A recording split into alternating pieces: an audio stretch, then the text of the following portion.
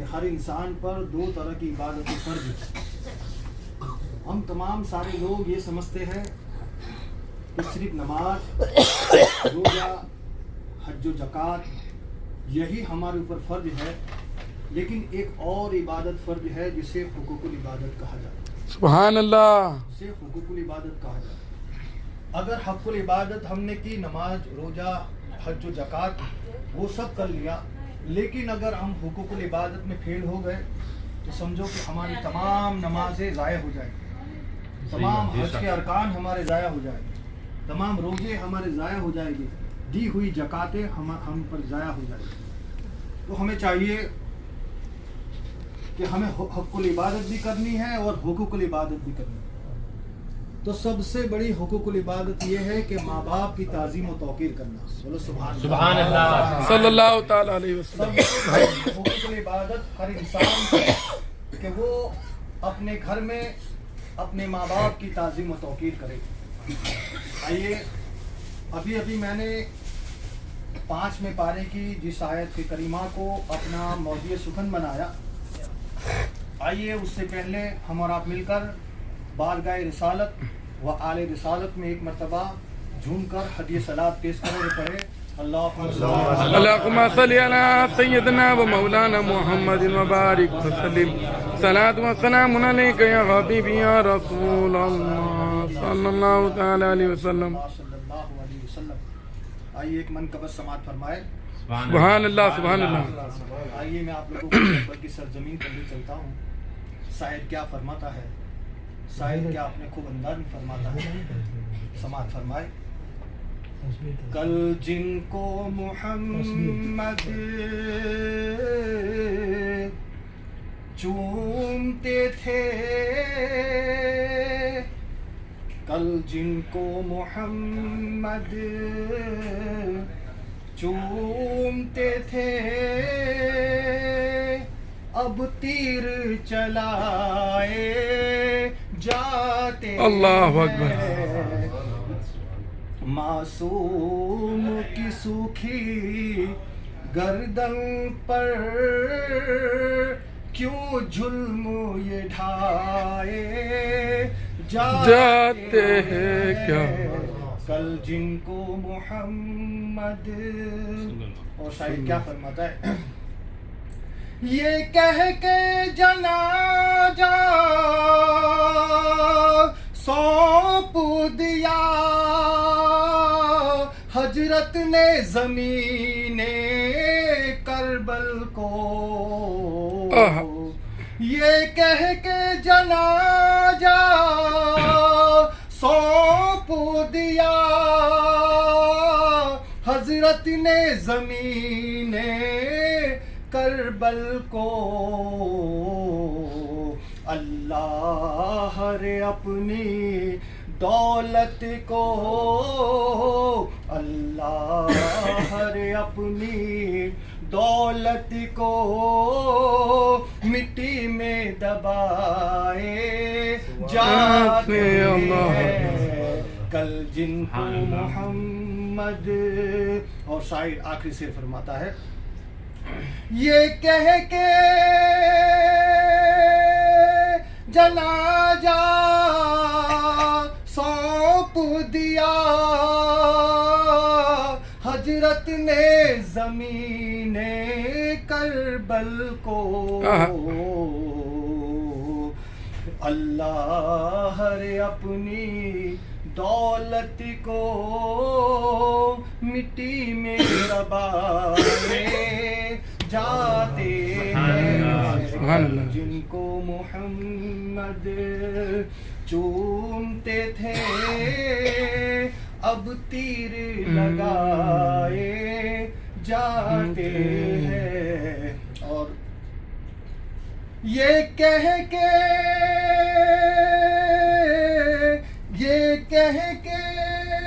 سلایا سرور نے اشگر کو لحد کے گوشے میں. یہ کہہ کے سلایا سرور نے اشگر کو لحد کے گوشے میں اب سوتے رہنا چین سے، اب سوتے رہنا چین سے، ہم تم کو سلائے جاتے ہیں، معصوم کی سوکھی گردن پر کیوں ظلم یہ ڈھائے جاتے ہیں۔ ایک مرتبہ درود پاک پڑھیے۔ اللہم صلی علی سیدنا مولانا محمد مبارک وسلم، صلاۃ و سلام علیک یا حبیبی یا رسول اللہ صلی اللہ تعالی علیہ وسلم۔ آج جمعہ کا دن ہے، اللہ کے پیارے حبیب صلی اللہ علیہ وسلم ارشاد فرماتے ہیں کہ جس نے مجھ پر شب جمعہ 80 مرتبہ درود پڑھا، کتنی مرتبہ؟ 80 مرتبہ۔ جس نے شب جمعہ مجھ پر 80 مرتبہ درود پڑھا، اللہ تبارک و تعالیٰ اس کے 80 سال کے گناہوں کو معاف کر دے گا۔ سبحان اللہ، سبحان اللہ، کیا بات۔ 80 سال کے گناہوں کو معاف کر دے گا۔ تو پھر سے کہوں گا کہ ایک مرتبہ اور محبت کے ساتھ درود پاک پڑھیں۔ اللہم صلی علی سیدنا و مولانا محمد مبارک وسلم، صلاۃ و سلام علیک یا حبیبی یا رسول اللہ صلی اللہ تعالی علیہ وسلم۔ آج جس کے پاس ماں باپ ہے، ایسا سمجھو کہ دنیا میں سب سے بڑے مالدار وہی شخص ہے جن کے گھر میں ماں باپ موجود ہیں، لیکن آج اس دولت کو ہم نے فراموش کر دیا، آج اس دولت کو ہم نے نظر انداز کر دیا کہ ماں ہے یا باپ ہے، لیکن آج ہم نے اس کے حقوق کو کبھی کبھی نہیں سمجھا۔ میرے دوستو، کل میں نے کہا تھا کہ ماں باپ کی دعا بچوں کے لیے ایسی ہوتی ہے جیسے نبی کی دعا امتی کے لیے ہوتی ہے۔ سبحان اللہ۔ ماں باپ کی دعا بچوں کے لیے ایسی ہوتی ہے جیسے ایک نبی کی دعا امتی کے لیے ہوتی ہے۔ میرے دوست اور بزرگوں، آج بیٹا بہو اپنے گھر میں بوڑھی ماں یا بوڑھے باپ کو ایک ڈائبٹیز کی گولی دیتا ہے تو سمجھتا ہے کہ میں نے اپنا حق ادا کر دیا۔ آج بیٹا اگر اس کو بی پی کی گولی لا کر دیتا ہے یا شوگر کی گولی لا کر دیتا ہے تو کہتا ہے اپنا حق ادا کر دیا۔ آج بچہ اپنے ماں باپ کو 2 وقت کی روٹی کھلاتا ہے تو سمجھتا ہے کہ میں نے اپنا حق ادا کر دیا۔ حتیٰ کہ جب بچہ آخری میں پہنچتا ہے تو یہی کرتا ہے کہ اپنے ماں باپ کو حج کرا دیتا تو سمجھتا ہے کہ میں نے اپنا حق ادا کر دیا۔ آؤ حدیث پاک کی روشنی میں سماعت فرماؤ کہ ماں باپ کے حقوق بچوں کے لیے کیسے ہوتے ہیں اور بچوں کے لیے ماں باپ کے حقوق کیسے ہوتے ہیں۔ اللہ اکبر، اللہ اکبر۔ ایک خراسان میں ایک بچہ تھا، اس کی ماں کے دونوں پاؤں نہیں تھے، اس کے ماں کے دونوں پاؤں نہیں تھے۔ سب جب ذی الحجہ کا مہینہ آیا، لوگ حج کے سفر میں نکلے، حج کے سفر میں جا رہے ہیں۔ ماں نے اپنے بیٹے کو بلایا کہ بیٹا میں بھی حج کرنا چاہتی ہوں، سب لوگ جاتے ہیں تو میں بھی حج کرنا چاہتی ہوں۔ تو وہ بیٹا نیک تھا، بولو سبحان اللہ، سبحان اللہ۔ بیٹا نیک تھا کہ ماں اگر تو نہیں چل سکتی تو یہ کندھے کس کام کے ہیں، یہ کس کام کے لیے ہے، میں اپنے کندھوں پر لے جاؤں گا۔ بچے نے اپنی ماں کو اٹھایا، پیدل خراسان سے پیدل چلتے چلتے بیت اللہ میں آ گیا، اللہ کے گھر آیا، طواف ملتزم پر دعائیں،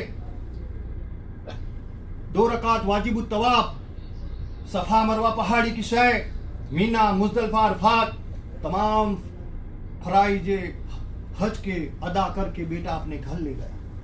میرے دوستوں اور بزرگوں، ماں نے دعائیں دی، بیٹا اللہ تیرا بھلا کرے، کہہ دو سبحان اللہ، کیونکہ ماں کی دعا کبھی رد نہیں ہوتی۔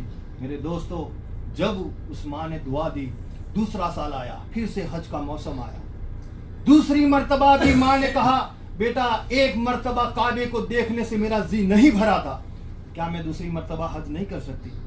آج کے دور کا بیٹا ہوتا تو یہی کہتا کہ اب پہلے تمہارا وارا تھا، اب میرا وارا ہے، بار بار تو آپ کیسے جاؤ گے، یہی کہتا آج کے دور کا بیٹا۔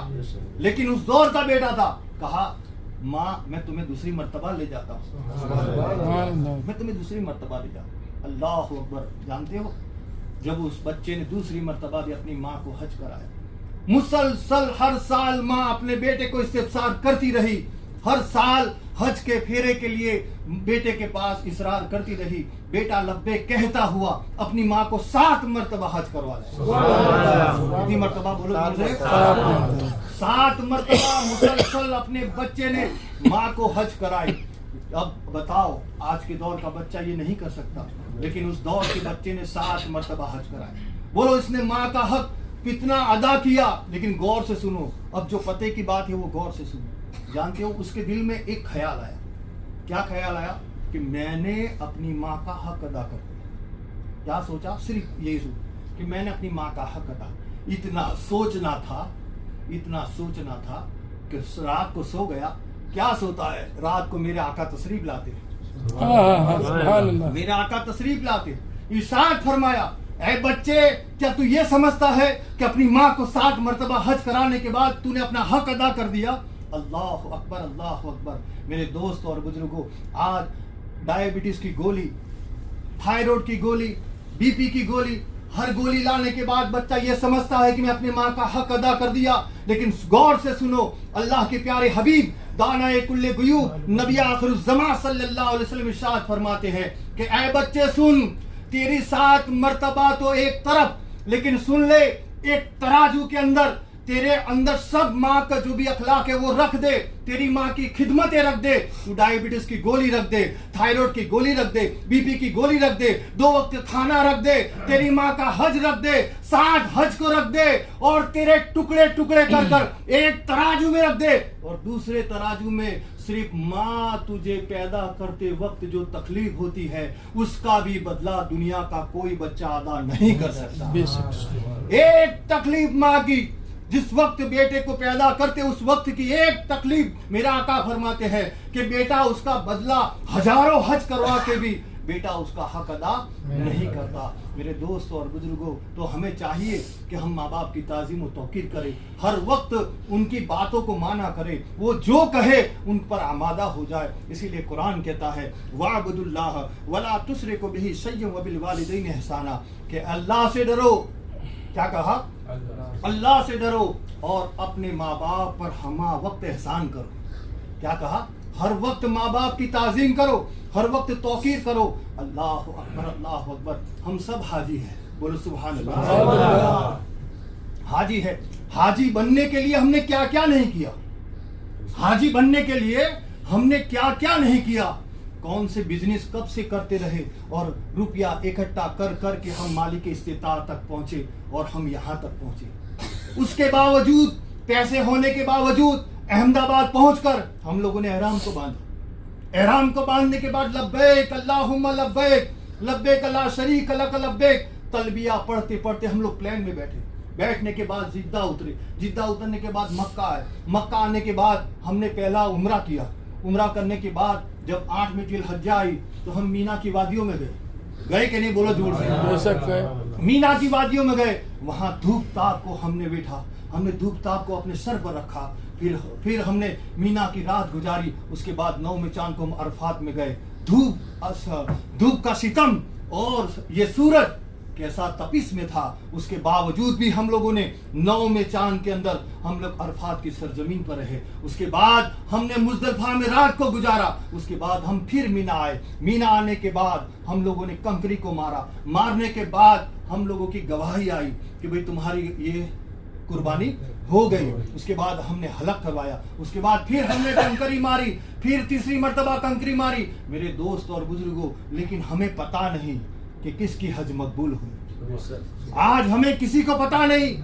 آج ہمیں کوئی کہہ نہیں سکتا ٹھوس ثبوت کے ساتھ کہ میں حاجی بن گیا ہوں، میری حج مکمل ہو گئی ہے. کاش ہم سے ایسی لرزشیں ہوئی ہوگی. کاش ہم نے ایسی دنیاوی باتیں بھی کہی ہوگی. کاش ہم نے کسی کی غیبت بھی کی ہوگی. کاش ہم نے دنیاوی ایسی باتیں میں ملوث ہو گئے ہوگے. کاش ہمیں دم بھی لگ گیا ہوگا، ہمیں پتا بھی نہیں. تو میرے دوست اور بزرگوں، میں کہنا یہی چاہوں گا، جب میرے آقا صلی اللہ تعالی علیہ وسلم حج کے فرائض اور مناقب بیان کر رہے تھے کہ دیکھو حج فرض ہے، حج فرض ہے، مالک استطاعت پر حج فرض ہے. جانتے ہو صحابہ اکرام رونے لگے، یا رسول اللہ ہمارے پاس اتنا روپیہ نہیں ہے کہ ہم لوگ حج کر سکے. میرے دوستو یہ روتے تھے. تب اللہ کے رسول صلی اللہ علیہ وسلم کے سامنے جبریل آ گئے. جبریل علیہ السلام آ گئے کہ یا رسول اللہ آپ کے عاشق روتے ہیں، آپ کے صحابہ اکرام آپ کے لیے رخسار پر آنسو بہاتے ہیں. یا رسول اللہ انہیں خوشخبری دے دیجئے. تو میرے آقا کو جب کان میں خوشخبری تھی، میرے آقا ہنسنے لگے. میرے نبی ہنسنے لگے اور کہا اے غریبو، اے ناتواؤ، اگر تمہارے پاس روپیہ نہیں ہے فکر کرنے کی ضرورت نہیں ہے، ہاں تمہارے جسموں میں طاقت نہیں ہے تمہیں فکر کرنے کی ضرورت نہیں ہے، آؤ حاجی بننا چاہتے ہو میرے قریب چلے آؤ، آؤ حاجی بننا چاہتے ہو ہاں میرے قریب چلے آؤ، ہاں تمہیں حاجی بننا ہے تو تمہیں احرام باندھنے کی ضرورت نہیں ہے، آؤ تمہیں حاجی بننا ہے مکے میں جانے کی ضرورت نہیں، آؤ تمہیں حاجی بننا ہے تمہیں کعبے کے پھیرے لگانے کی ضرورت نہیں ہے، تمہیں واجب الطواف 2 رکعت پڑھنے کی ضرورت نہیں ہے، تمہیں سنگ اسود کو بوسہ دینے کی ضرورت نہیں ہے، تمہیں صفا مروہ پہاڑی پر دوڑنے کی ضرورت نہیں ہے، ارے تمہیں کچھ کرنے کی ضرورت نہیں ہے، نہ تمہیں مینا کی وادیوں میں جانا ہے، نہ تمہیں مزدلفہ کے چٹیل میدان میں رات کو گزارنا ہے، تمہیں کچھ نہیں کرنا، آؤ تم حج کا مقبول حج چاہتے ہو میرے قریب تشریف لاؤ، میرے آقا فرماتے ہیں اے لوگو اگر تم حاجی بننا چاہتے ہو، حج کے ثواب کے مستحق بننا چاہتے ہو تو سنو، آؤ اپنے گھر میں چلے جاؤ، اپنے گھر میں چلے جاؤ، تمہارے ماں باپ کے چہرے کو ایک مرتبہ جو محبت کی نگاہوں سے دیکھ لے گا اسے ایک حج مقبول کا ثواب ملے۔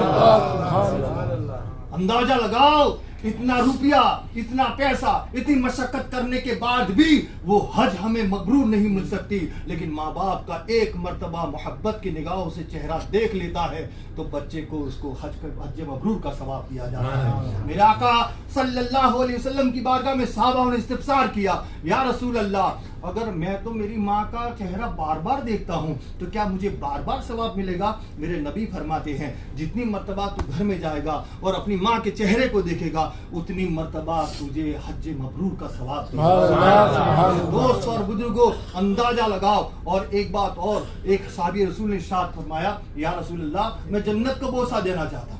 کیا کہا؟ بولو زور سے۔ جنت کو بوسہ دینا۔ جنت کو، کوئی جنت کو چوم سکتا ہے؟ میں جنت کو بوسہ دینا چاہتا ہوں۔ میرے نبی فرماتے ہیں جا اپنی ماں کے قدموں کو چوم لے، تجھے جنت چومنے کا ثواب۔ وہ صحابی رسول فرماتے ہیں یا رسول اللہ میرے ماں باپ حیات نہیں ہے، میرا آقا فرماتے ہیں جا قبرستان میں جا اور اپنی ماں کی قبروں کو چوم لے، تجھے جنت چومنے کا ثواب۔ وہ صحابی رسول نے پھر ارشاد فرمایا یا رسول اللہ میری ماں کی قبر کہاں ہے وہ بھی مجھے معلوم نہیں ہے، تو میرے آقا فرماتے ہیں جا ایک چٹیل میدان میں چلا جا، 2 لکیریں کھینچ لے اور کہہ دے کہ یہی میری ماں باپ کی قبر ہے، اسے بھی چوم لے گا تو بھی تجھے جنت چومنے کا ثواب، تو بھی تجھے جنت چومنے کا ثواب مل جائے گا۔